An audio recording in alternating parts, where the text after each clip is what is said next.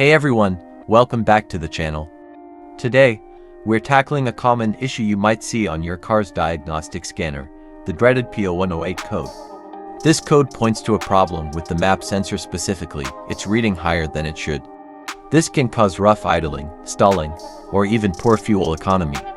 Let's dive into what causes this code and, most importantly, how to fix it. P0108 is an OBD-II diagnostic trouble code DTC P0108 that means Manifold Absolute Pressure Map Sensor / Barometric Pressure Sensor Circuit High Input. The Manifold Absolute Pressure Sensor measures the change in atmospheric pressure in the intake manifold.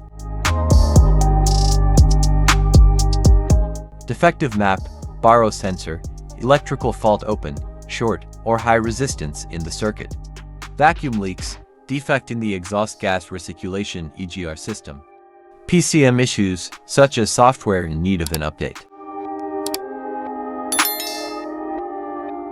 Check engine light illuminated, hesitation upon acceleration, and generally poor idling and running.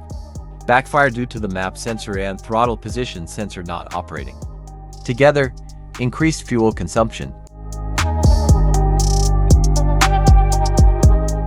First, grab an OBD scanner to confirm the P0108 code. If you don't have one, you can pick one up or visit an auto parts store. Most will scan your car for free.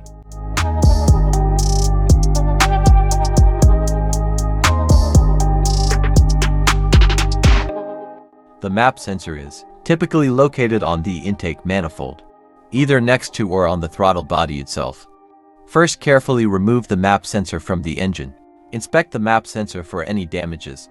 If the damages are found, then replace the map sensor. When you install a new map sensor, check to make sure the new ring is in place and not damaged. Once you've replaced or reconnected the sensor, it's time to clear the P0108 code using your OBD-II scanner. After clearing the code, start your engine and take the car for a test drive to ensure the code doesn't return. If everything's good, congratulations, you fixed the issue. And that's how you diagnose and fix a P0108 code. Remember, if the code comes back, it might indicate a deeper issue with your intake system or ECM, and you may need to consult a professional. Thanks for watching. If you found this video helpful, please like, subscribe, and hit the notification bell for more DIY automotive tips. Catch you in the next video.